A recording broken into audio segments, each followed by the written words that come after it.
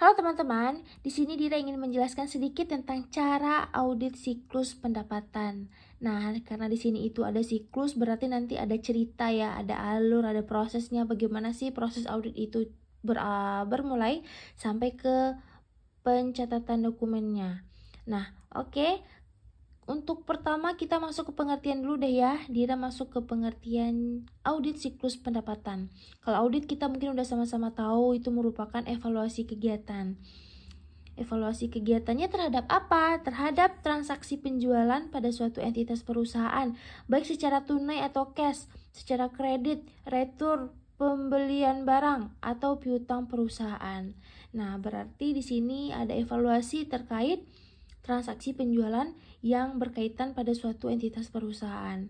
Nah, transaksinya ini kita bisa cek dari mana dan apa yang mau diaudit. Nah, yang mau kita audit itu adalah laporan keuangan.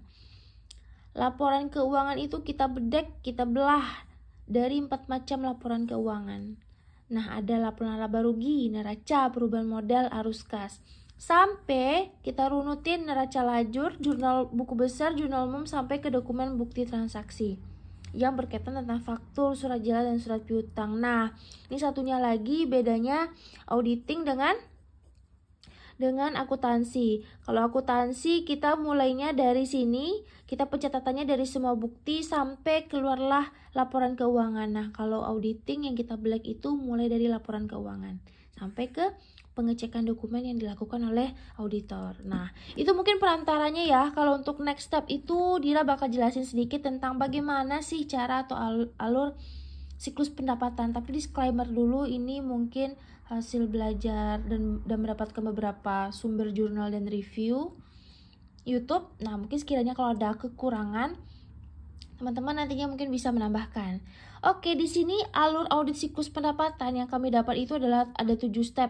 Yang pertama, harus mengidentifikasi dulu transaksi dan akun apa yang digunakan. Transaksi yang digunakan apa saja dan akun-akun yang digunakan itu tuh sudah sesuai apa belum?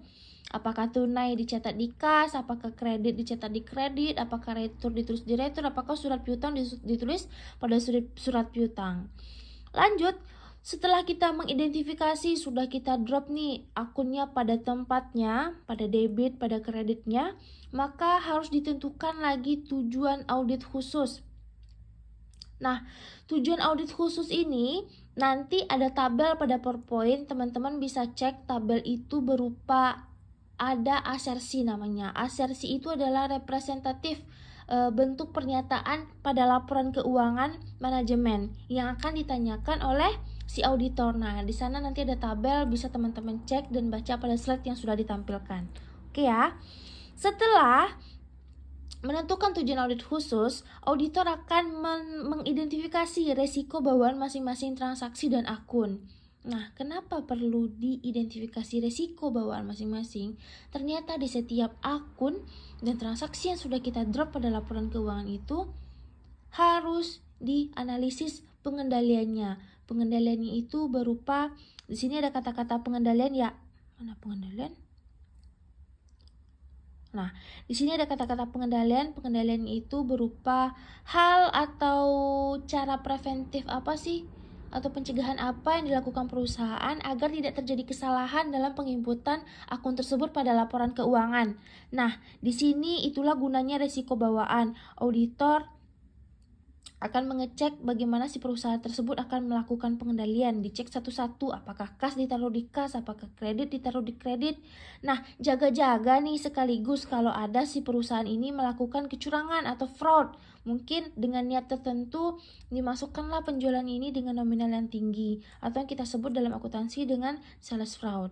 Nah, setelah mengetahui sedikit banyaknya tentang bagaimana sih si perusahaan melakukan pengendalian atau pencegahan terhadap akun-akunnya agar tidak terjadi kesalahan, baru auditor bisa memahami pengendalian si perusahaan itu baik apa buruk. Nah, lanjut.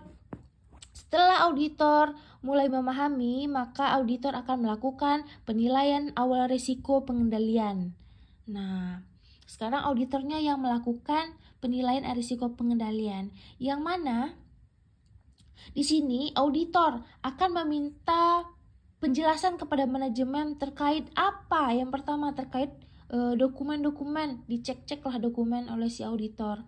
Apakah si manajemen ini sudah melakukan prosedur pelaksanaan atau pembuatan laporan keuangan ini sudah sesuai SOP apa belum? Atau sistem akuntansinya itu yang dipakai apa sih?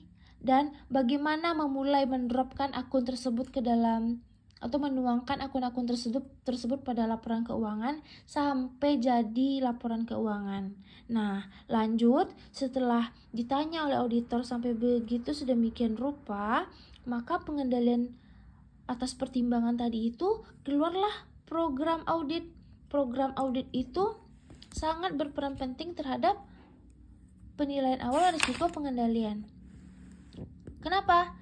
Karena bisa jadi hasil yang difikirkan, yang dianalisa oleh si auditor ini sesuai analisa yang pertama baik, hasilnya memang baik.